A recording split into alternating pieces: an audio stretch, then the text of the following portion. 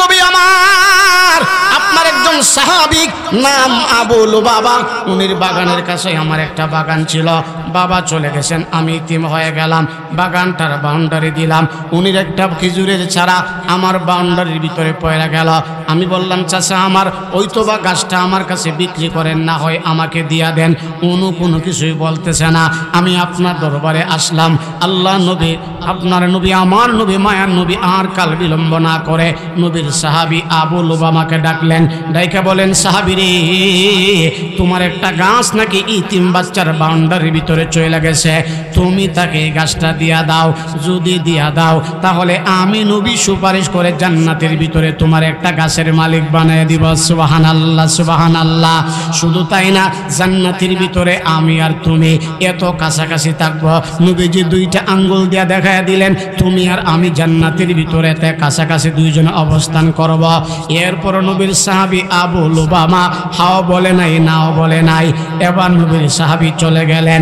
এই কথাগুলি নবীর আরেকজন সাহাবী হযরতে আবু দাহদা রাদিয়াল্লাহু তাআলা আনহু শুনলেন, শুনে গিয়ে বলেন নবী আমার আপনার এই সাহাবী আবু লুবাবার কাছ থেকে যদি আমি গাছটা কিনা এই ইতিম সন্তানকে মালিক বানাইতে পারি, এই অফার কি আমারও দিবেননি?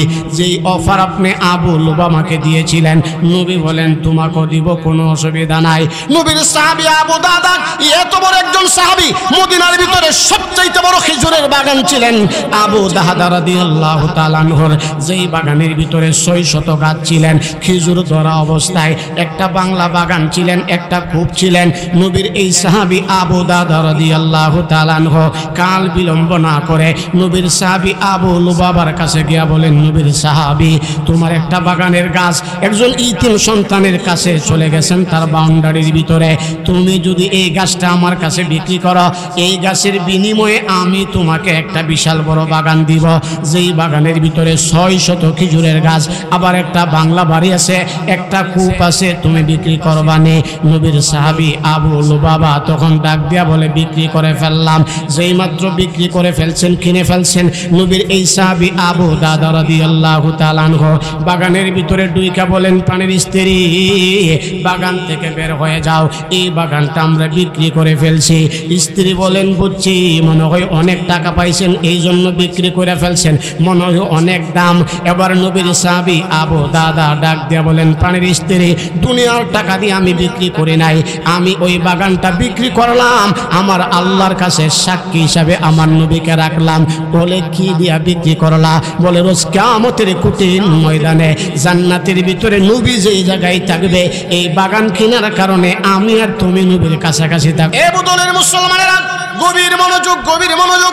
আমি আলোচনা যেই বিষয়ের উপর করতে চাচ্ছিলাম, বিষয়টা হলো বর্তমান দেখবেন সন্তান যখন মারা যায় অথবা বাবা মারা গেছে, ইতিম সন্তান দুনিয়াতে বেঁচে আছেন, বায়েরা চাচারা এই ইতিমের মাল আত্মসাৎ করার জন্য পাগল পারা হয়ে যায়। আল্লাহ নবী মায়া নবী হাদিস বয়ান করেন ইতিমের মাথায় হাত বোলাইয়া দিবেন, ইতিমকে সম্মান করবেন, শ্রদ্ধা করবেন, ইতিমের মাল নিরাপদ ব্যবস্থা করে দিবেন। আল্লাহ পাক দুনিয়াতে সম্মানের চেয়ারে বসাবেন, মরার পরে বিনা হিসেবে জান্নাতের মেহমান বানাবেন। সুবহানাল্লাহ সুবহানাল্লাহ। আর দিল থেকে বলেন না সুবহানাল্লাহ। এবদলের মুসলমানেরা এদিক সেদিক নজর দিবেন না। আল্লাহ নবীর একজন সাহাবী ইতিমের ব্যাপারে আমার নবী কি কথা বলে গেছেন, দিলের কান লাগায় শুনবেন। আল্লাহ নবীর একজন সাহাবী নাম হলো আবু লুবাবা রাদিয়াল্লাহু তাআলা আনহু, নবীর একজন সাহাবী নাম আবু লুবাবা, বহুত বড় আল্লাহ নবীর একজন সাহাবী, যিনি আমার নবীর পিছনে নামাজ পড়ছে, নবীর জবান থেকে পবিত্র কোরআনের তেলাওয়াত শুনছে। নবীর সাহাবী আবু লুবাবার মদিনার ভিতরে বিশাল বড় একটা খেজুরের বাগান ছিল। গভীর মনোযোগ, গভীর মনোযোগ। সাহাবীর বাগানের কাছে একটা ইতিম সন্তানের একটা খেজুরের বাগান ছিল। সন্তানের বাবা যখন মারা যায়, সন্তান মনে মনে চিন্তা করলেন এতদিন আমার বাবা তো আমার মাথার উপরে ছায়া হিসেবে ছিল, এখন আমার বাবা নাই, আমার বাগানটার সীমানা দেওয়ার দরকার। এ মুসলমান ভাইরা, আল্লাহ নবীর সাহাবী হযরত আবু লুবাবা রাদিয়াল্লাহু তাআলা আনহুর বাগানের কাছে ইতিমের বাগান সীমানা দিলেন, বাউন্ডারি দিলেন। সীমানার ভিতরে নবীর সাহাবী আবু লুবাবার একটা খেজুরের গাছ ওই বাগানের বাউন্ডারির ভিতরে পড়ে গেল এবং ইতিম সন্তান বলতেছেন, নবীর সাহাবী আমার চাচা আবু লুবামা, এতদিন পর্যন্ত তো আমি বাগান বাউন্ডারি দেই নাই, এখন যেহেতু সীমানা নির্ধারণ করলাম, বাউন্ডারি হয়ে গেল, আপনার একটা বাগানের গাছ আমার বাউন্ডারির ভিতরে পড়ে গেল। চাচা আমার, আপনি যদি চান এই গাছটা আমার কাছে বিক্রি করে দেন, না হয় আমাকে দান করে দেন। নবীর এই সাহাবী আবু লুবাবা হাও বলে না, নাও বলে না। এবার ইতিম বাচ্চাটা টেনশনের ভিতরে পড়ে গেল। এ বুদলের মুসলমানেরা, এ কলিজার টুকরা বাবারা, এ আমার ভাইয়েরা, ইতিমকে সম্মান করলে, ইতিমের সম্পদের নিরাপত্তার দায়িত্ব নিলে আল্লাহ পাক দুনিয়াতে সম্মানী বানাবেন, মরার পরে কেমনে জান্নাত দিবেন। এই কথাগুলি আমি বলার চেষ্টা করতেছিলাম। নবীর সাহাবী আবু লুবাবা হাও বলে না, নাও বলে না। ইতিম সন্তানটা এবার আমার নবীর কাছে চলে গেলেন। এবার সবাই মিলে একসাথে আওয়াজ করে বলেন, পৃথিবীর সবচাইতে বড় বিচারক যিনি, তিনি তো আমার আল্লাহ। উনি যাকে নবী বানায় দুনিয়াতে প্রেরণ করেছেন, উনি ইঞ্চি পরিমাণ এদিক সেদিক করার কোনো ক্ষমতা রাখে? আরো জোরে বলেন, রাখে?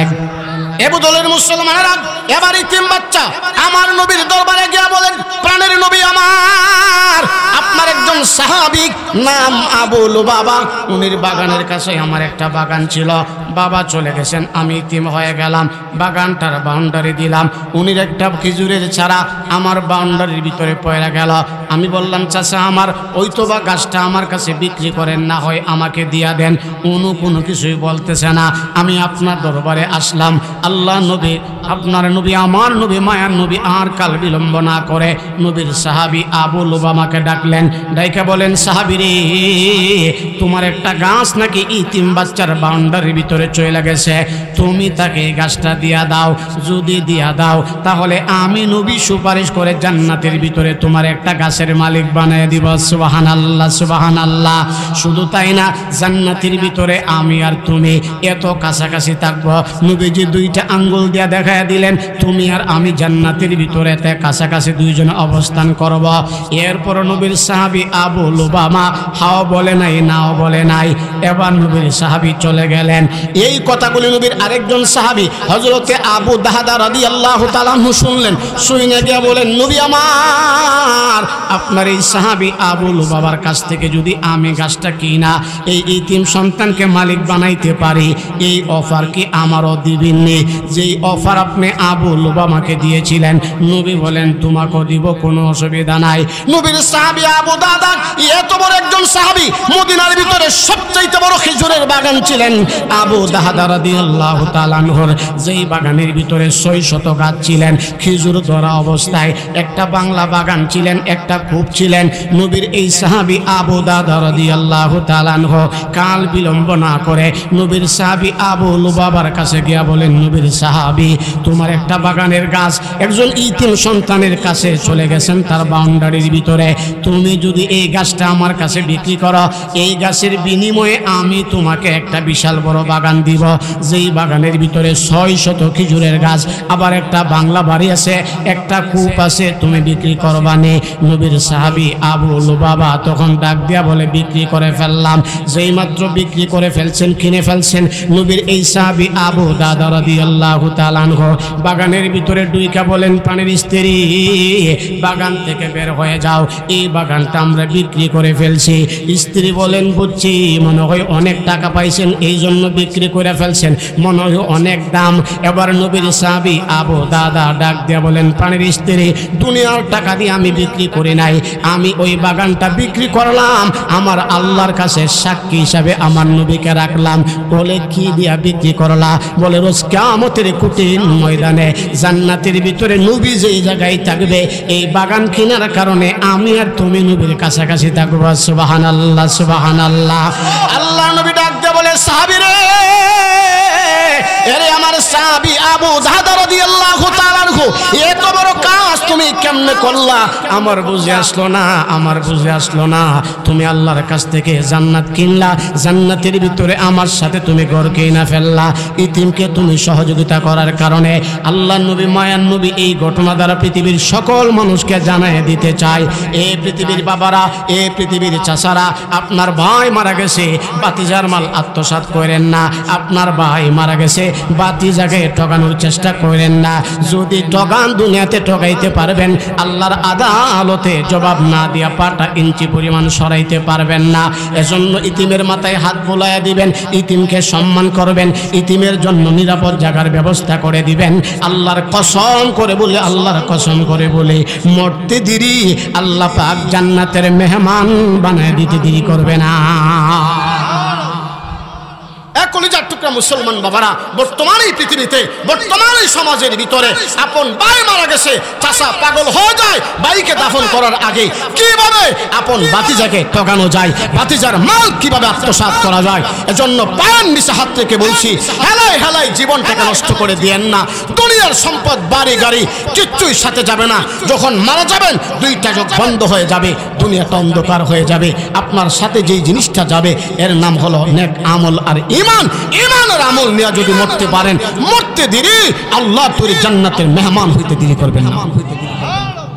সম্মানিত সুধী, এজন্য আমি কিন্তু প্রায় সময় বলে থাকি, বর্তমান এই পৃথিবীতে এই ওয়াজ মাহফিলগুলো কেন হচ্ছে? এই 5 দিন ব্যাপী, 4 দিন ব্যাপী, 3 দিন ব্যাপী ওয়াজ মাহফিলগুলো কেন হচ্ছে?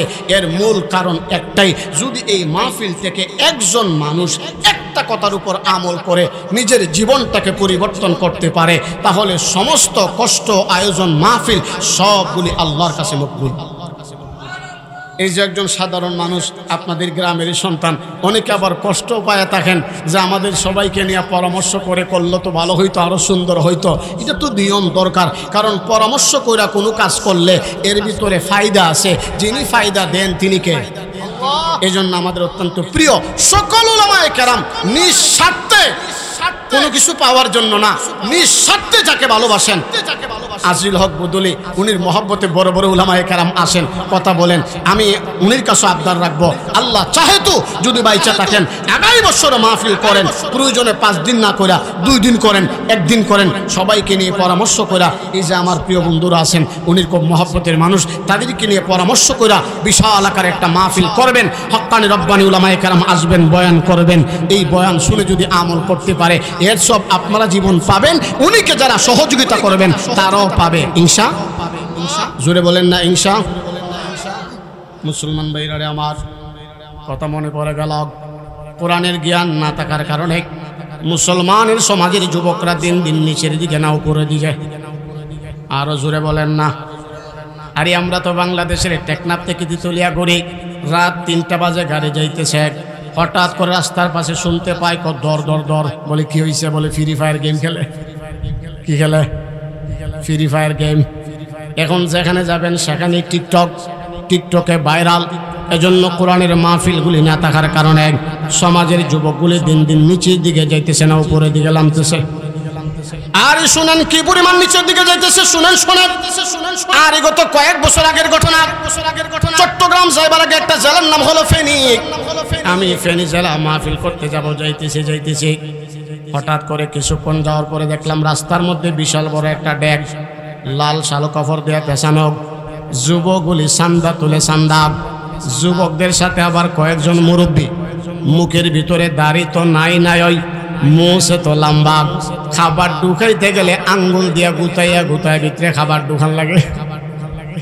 ব্যাগ দিয়ে বললাম, চাচা কিসের চান্দা তুলেন? বলে হুজুর জানেন নাই, আগামীকালকে এই এলাকাতে খাজার নামে সিন্নি হবে, খাজার নামে সিন্নি। আমি বললাম মাশাল্লাহ মাশাল্লাহ, খাজার নামে সিন্নি করবেন ভালো কথা, তবে খাজার জীবনী পড়ছেননি?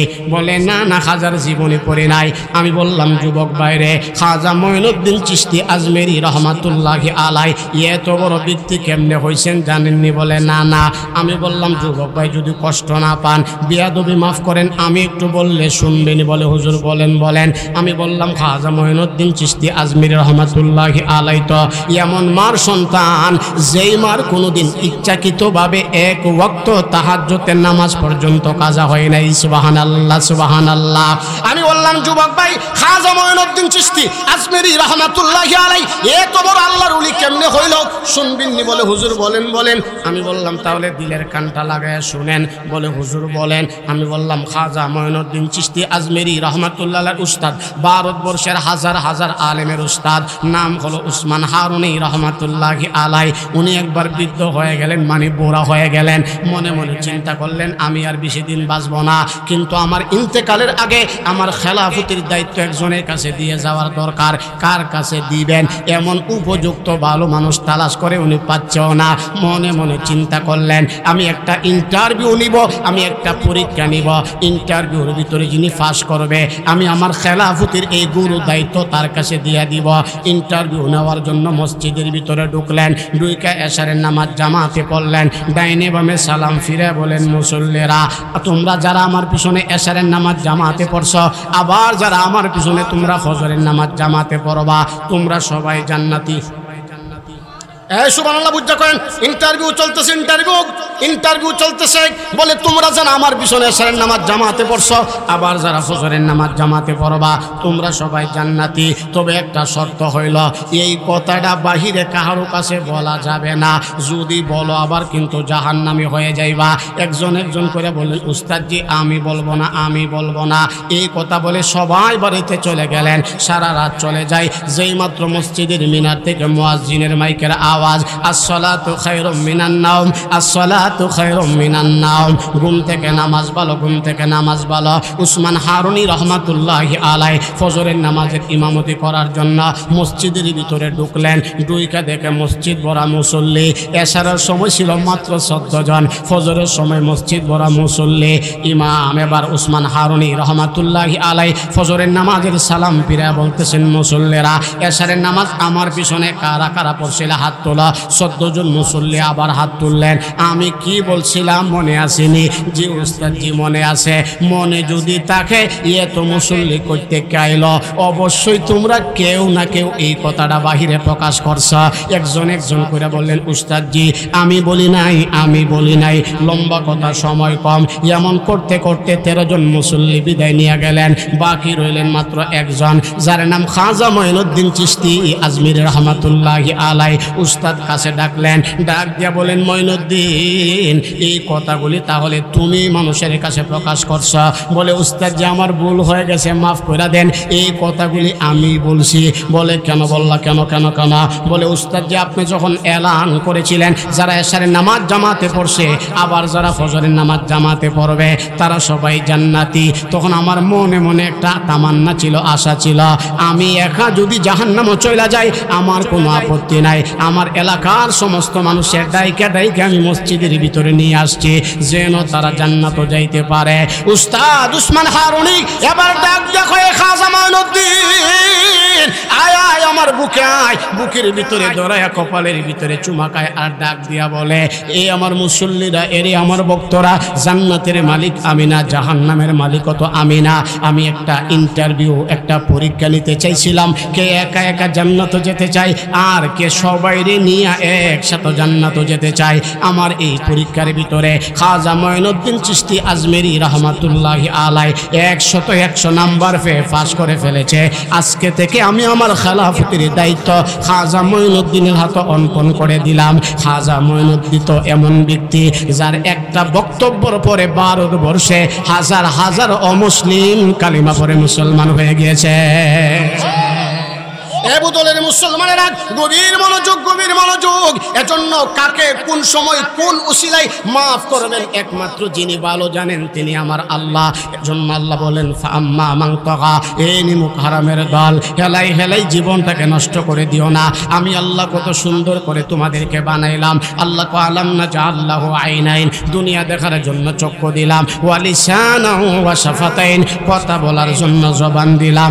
এত সুন্দর করে আমি আল্লাহ বানায়া তোমাদেরকে দুনিয়াতে পাঠাইলাম। আল্লাহ বলেন কাইফা তাকফুরুনা বিল্লাহ। আল্লামা জালালী সাহেব ওয়াজ করেছেন কোন জিনিস তোমাদেরকে মসজিদ থেকে দূরে রাখছে, কোন জিনিস তোমাদেরকে সুদ খাওয়ায়, কোন জিনিস তোমাদেরকে ঘুষ খাওয়ায়। আল্লাহ বলেন এই মুসলমানের সন্তানেরা জানিয়ে রাখো কুল্লু নাফসিন বিমা কাসাবাত রাহিনা। প্রত্যেক মানুষ একদিন তার কৃতকর্মের দায়ে আল্লাহর আদালতে দাঁড়ায় জবাব দিতে হবে। ইল্লা আসহাবাল ইয়ামিন, আসহাবি ইয়ামিন ব্যতীত। আসহাবি ইয়ামিন কারা? ব্যাখ্যা দেওয়ার সময় নাই। যাদের আমল নামা দেওয়া হবে ডান হাতে তারাই হবে আসহাবি ইয়ামিন, তারা হবে জান্নাতি। সবাই মিলে একসাথে আওয়াজ করে বলেন জান্নাত শান্তির জায়গা না কষ্টের জায়গা? আচ্ছা মাশাআল্লাহ, সবাই মিলে একসাথে আওয়াজ করে আবারও বলেন জান্নাত কষ্টের জায়গা না শান্তির জায়গা? আরে কি পরিমাণ শান্তি বয়ান করে বোঝানো যাবে না। হাদিসে কুরসি আল্লাহ নিজেই বলেন আতাদতুলি ইবাদিয়াস সালিহিন মা লা আইনুন রাআত ওয়ালা উযুনুন সামিআত ওয়ালা খাতারা আলা কলবি বাশার। আল্লাহ বলেন আমি আমার বুদুলের মুসলমানের জন্য জান্নাতটা কত সুন্দর করে সাজায় রাখছি। চোখ দেখে নাই, কানও শুনে নাই, মানব অন্তর কোনোদিন কল্পনাও করতে পারে নাই। 2 মিনিটে একটা কথা বলি, এদিক সেদিক নজর দিতে পারবেন না। খুবই সুন্দর একটা কথা, মাত্র সময় লাগবে 2 মিনিট, এদিক সেদিক নজর দিবেন না। যেহেতু আজকে আমার বিষয়টা জান্নাত জাহান্নাম না, আমি এই দিকে আলোচনা করতে চাই না, শুধু একটু টাচ দিতে চাই, টাচ। আর সারা পৃথিবীতে অশান্তি অশান্তি, মুসলমানরা গুনাহ করে করে, এর পিছনে একটাই কারণ জাহান্নামের ভয় নাই, জান্নাতের লোভ নাই। জাহান্নামের আযাব বড় ভয়ানক, জান্নাতের শাস্তি, জান্নাতের আরাম আয়েশ বড় অপরন্ত। আমি সেদিকে যেতে চাই না। মুহাদ্দিসিনে কেরাম ফরমান আমি আজকে জান্নাতের ভিতরে কথা বলবো না, 2 মিনিটে জান্নাতের বাহিরে একটা নিয়ামতের কথা বলবো। মুহাদ্দিসিনে কেরাম বলেন জান্নাতের সামনে 2টা নহর রয়েছে, একটা পানির নহর আর একটা দুধের নহর। আল্লাহ বলেন আমি আমার কোনো বান্দা বান্দিরে যখন জান্নাতে ঢুকাবো, জান্নাতে ঢুকাইবার আগে জান্নাতের সামনে পানির নহর একটা সোপ দিব, গোসল করাইব। গোসল করাইতে দেরি, বান্দা বান্দির ভিতরে 5টা পরিবর্তন আসতে দেরি না।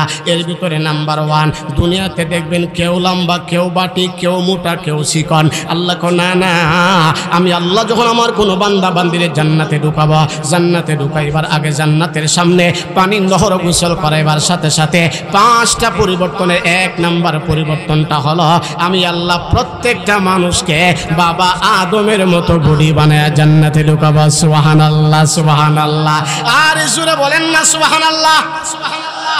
এ বুদলের মুসলমানেরা ব্যাখ্যা দেওয়ার সময় নাই, ব্যাখ্যা দেওয়ার টাইম নাই। আল্লাহ বলেন 2 নম্বর নিয়ামত হলো দুনিয়াতে দেখবেন মানুষ সুন্দরের পাগল, সুন্দরের পাগল। আল্লাহ কয় আমি আমার কোনো বান্দা বান্দিরে যখন জান্নাতে ঢুকাবো, জান্নাতে ঢুকাইবার আগে জান্নাতের সামনে পানির নহর গোসল করাইবার সাথে সাথে 5টা পরিবর্তনের 2 নম্বর পরিবর্তনটা হলো আমি আল্লাহ প্রত্যেকটা বুদলের মানুষকে ইউসুফ নবীর মতো সৌন্দর্য বানায় জান্নাতে ঢুকাবো। সুবহানাল্লাহ সুবহানাল্লাহ।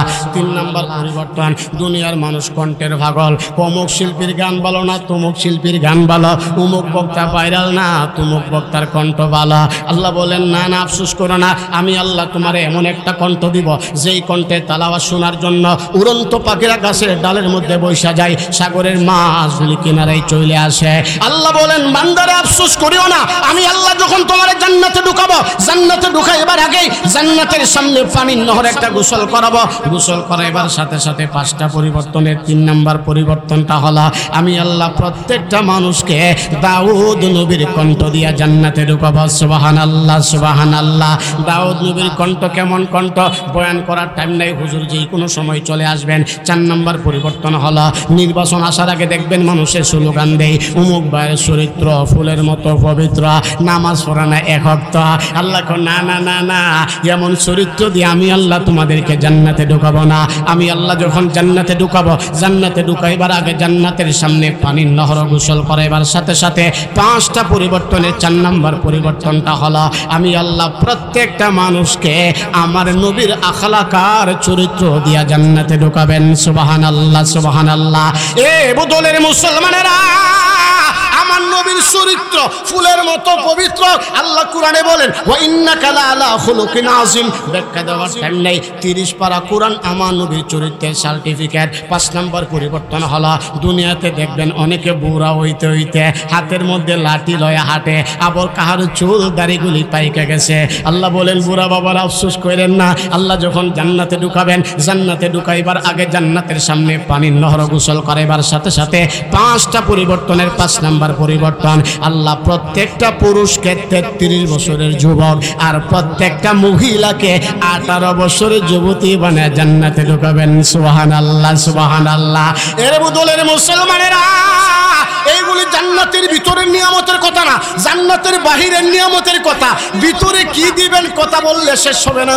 জান্নাতের বাহিরে আরেকটা নহর, দুধের নহর, এই নহর থেকে দুধ পান করায়া জান্নাতে বসবাস করার মতো যোগ্যতা সম্পন্ন বানায়া জান্নাতে ঢুকায়া দিবেন।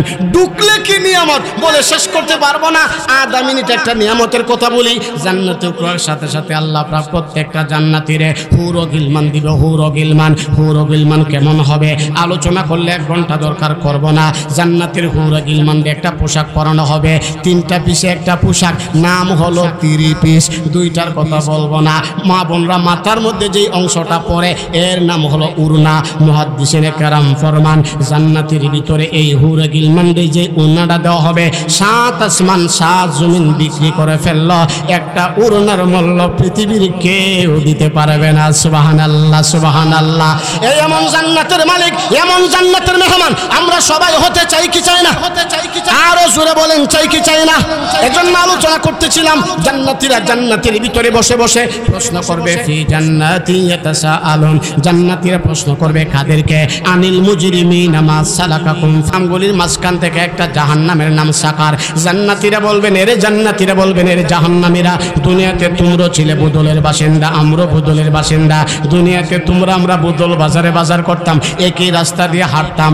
আনিল মুজরিমিন, কোন অপরাধের কারণে আজকে তোমরা জাহান্নামী? তখন জাহান্নামীরা বলবে, এর জান্নাতি ভাইরা, দুনিয়ার জিন্দেগিতে তোমরা 4টা কাজ করার কারণে জান্নাতি, আমরা না করার কারণে জাহান্নামী। এই 4 কাজের 1 নম্বর কাজটা হলো কালু লাম নাকু মিনাল মুসাল্লিন, দুনিয়াতে তোমরা ছিলে নামাজি আর আমরা ছিলাম বেনামাজি।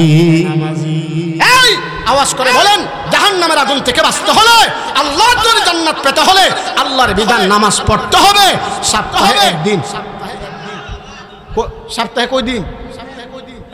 কোয়েন না, শুক্রবার এলে মসজিদও পড়ে, বারিন্দাও পড়ে, আবার কোনো সময় বাইরেও সাথে বিষয়ে দেওয়ান লাগে। তাহলে জাহান্নামের আগুন থেকে বাঁচতে হলে, আল্লাহর জন্য জান্নাত পেতে হলে আল্লাহর বিধান নামাজ পড়তে হবে। সপ্তাহে 1 দিন না দৈনিক কয়বার? মাশাআল্লাহ জোরে বলেন না। সময়ের বাহিরে না ভিতরে? আল্লাহ কয় ইন্নাস সালাতা কানাত আলাল মুমিনিনা কিতাবাম মাওকুতা, নির্ধারিত সময়ের ভিতরে নামাজ পড়া ফরজ। এই বুদলের মানুষেরা ওয়াজ তো ভালোই লাগে, কিন্তু ওয়াজ আমরা সবাই জানি কিন্তু মানি না। আল্লাহর কসম করে বলি, কেউ যদি ইচ্ছাকৃতভাবে জেনে শুনে বুঝে 1 ওয়াক্ত নামাজ কাজা পড়ে, এরপরও 2,88,00,000 বছর জাহান্নামের আগুনে দাও দাও করে জ্বলতে হবে। তাহলে সব কথার মূল কথা, ওয়াজ আমরা সবাই জানি কিন্তু মানি। এজন্য আমাদের দাওয়াত ও তাবলীগের ভাইরা বয়ান করেন, আর জানার ভিতরে কামিয়াবি না, মানার ভিতরে কামিয়াবি। জানার ভিতরে সফলতা না, মানার ভিতরে সফলতা। এজন্য যারা আমার সামনে বসছেন, নওজোয়ান, যুবক, মুরব্বী, ইয়ং জেনারেশন, সকলের পায়ের নিচে হাত রেখে বলছি, আল্লাহকে ওয়াস্তে মেহেরবানি করে যেখানে থাকেন, যে অবস্থায় থাকেন, আজান পড়ার সাথে সাথে মসজিদও যাবেন ইনশাআল্লাহ। জোরে বলেন না ইনশাআল্লাহ? ইনশাআল্লাহ। সম্মানিত সুধী, এজন্য আসুন আমাদের মেহমান, আমাদের অত্যন্ত প্রিয় মানুষ, আমাদের শ্রদ্ধার পাত্র, এই ব্রাহ্মণবাড়িয়ার সূর্য সন্তান, বুদল ইউনিয়নের সূর্য সন্তান হযরতুল্লাহ হযরত মাওলানা মুফতি মাজহারুল হক কাসেমী দামাত বরকাতুম আসবেন, বয়ান করবেন। আমি আগেই বলছি, এই মাহফিলটা আজকে 5 দিন পর্যন্ত হচ্ছে। মাহফিলটা আজকে কানাই কানাই ভরপুর। এই আমি না গুনাহগার, একজন উঠবেন না, আমি না গুনাহগার, কিন্তু এই মাহফিলের ভিতরে এমন কি কোনো মানুষ নাই যার উসিলায় আল্লাহ দোয়া কবুল করবে? আছে না নাই? মাহফিলের ভিতরে মাসুম বাচ্চা আছে যাদের গুনাহ হই নাই, এমন সাদা দাড়িওয়ালা মুরব্বী আছে যারা আল্লাহরে আল্লাহ বলে ডাক দিতে দেরি, আল্লাহর ডাকের সাড়া দিতে দেরি করে নাই, যাদের সাদা দাড়ির দিকে তাকায়া আল্লাহর হাত ফিরিয়ে দিতে লজ্জা লাগে, এমন নওজোয়ান যুবক আছে যারা আল্লাহরে একবার ডাক দিলে আল্লাহ 70 বার জবাব দেন। সবাই নিয়ে যদি আমরা দোয়া করি, আল্লাহ চাইলে এই উসিলায় আপনাকে আমাকে মাফ করে দিতে। এজন্য আমি গুনাহগার, আমি নালায়েক, আমি আপনাদের জন্য আল্লাহর দরবারে দোয়া করছি। আল্লাহ আজকের এই মাহফিলে যারা আমার সামনে বসে আছেন, কথা শুনছেন, আমরা কথা বলছি, জান্নাতের ভিতরেও সবাইকে এমন ভাবে একসাথে থাকবার তৌফিক দান করে দিও। সকলে বলেন আমিন। তাহলে 1 নম্বর সবক, আল্লাহর ঘরের সাথে সম্পর্ক লাগাবো ইনশাআল্লাহ। আল্লাহর ঘরের সাথে সম্পর্ক লাগানোর অর্থ নামাজ পড়া না পড়া, সপ্তাহে একদিন দৈনিক পড়বেন ইনশাআল্লাহ। 2 নম্বর সবক, কখনো ইচ্ছাকৃতভাবে কোনো ইতিমকে কষ্ট দিবেন না বলেন না ইতিমের মাল আত্মসাৎ করবেন না জোরে বলেন না আর ইনশাআল্লাহ কেন বলা জানেন? ইনশাআল্লাহ বলে যে নিয়ত করছেন, নাও করতে পারলে আল্লাহ ইনশাআল্লাহ বলার কারণে আমল নামায় সওয়াব লিখে দিবেন। সুবহানাল্লাহ বলেন।